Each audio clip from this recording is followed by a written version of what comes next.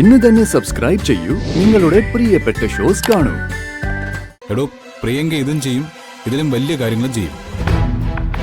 കാരണം അയാളുടെ മനസ്സ് അത്രയ്ക്കും ക്രൂരമാണ്. ഒന്ന് പോലീസ് സ്റ്റേഷൻ വരെ പോണം, അച്ഛനെ അമ്മ ഒന്ന് കാണണം. ഞാൻ പോകില്ല എന്നുള്ള കാര്യം നേരത്തെ തന്നെ ഞാൻ പറഞ്ഞതാ. തനിക്കറിയോ, ഓരോ ദിവസവും ഞാൻ എന്റെ മനസ്സിൽ എത്രമാത്രം കരയുന്നുണ്ടെന്ന്. അതെന്തിനാണെന്നറിയോ? തന്നെ എനിക്ക് സ്വന്തമാക്കാൻ കഴിയുന്നില്ലല്ലോ എന്നോർത്ത്. ആ കരച്ചിൽ കേട്ട് കേട്ട് അവസാനം ദൈവം എടുത്ത തീരുമാനമായിരിക്കും ഈ സംഭവം. ഇതോടെ അവൾ എന്റെ ജീവിതത്തിൽ നിന്നും കണിമംഗലത്തു നിന്നും പുറത്താകാൻ പോകുന്നു. പിന്നെ ഞാൻ പറയാറുള്ളത് പോലെ ഒന്നിച്ച് നമ്മൾ ജീവിക്കും. എനിക്കതൊന്നും കേൾക്കണ്ട.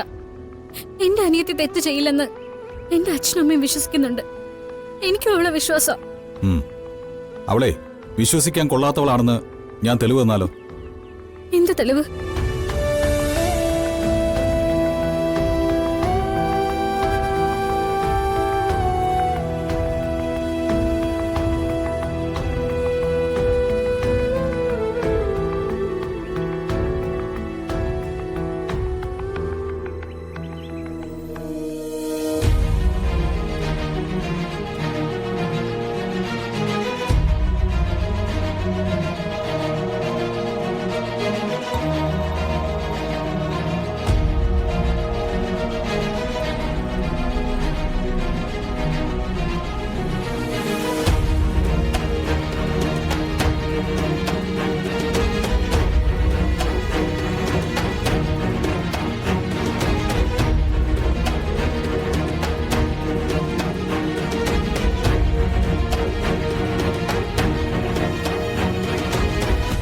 പ്രിയങ്ക പണം കൊടുക്കുന്ന ആർക്കാ?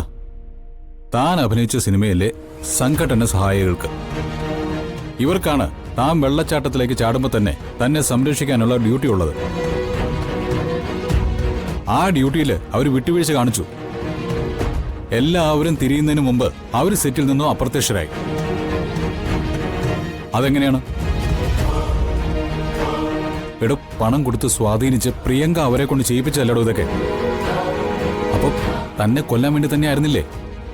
പിന്നെ എങ്ങനെയാണോ ഇതൊക്കെ ക്ഷമിക്കാൻ പറ്റുന്നത് തന്നെ കൊണ്ട്? ഞാൻ ക്ഷമിക്കില്ല.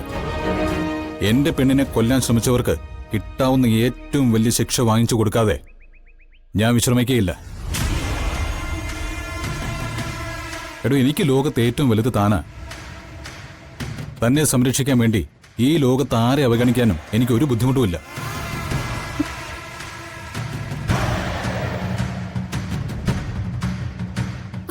എനിക്ക് ലോകത്തെ ഏറ്റവും വലുത് എന്റെ അച്ഛനും അമ്മയാ. ഞാൻ ആരുടെ വേണമെങ്കിലും കാലിൽ വീഴും, എത്ര വേണമെങ്കിലും കെഞ്ചും.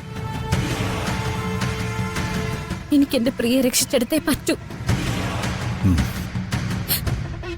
എന്റെ അച്ഛന്റെ ജീവൻ എനിക്ക് രക്ഷിച്ചേ പറ്റൂ.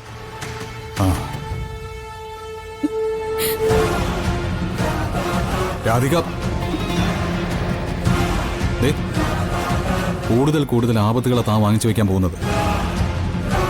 സാരമില്ല, അനാഥയായി എനിക്കൊരു മേൽവിലാസം ഉണ്ടാക്കി തന്ന കുടുംബം, അവർക്ക് വേണ്ടി ചത്താലും എനിക്ക് കുഴപ്പമില്ല.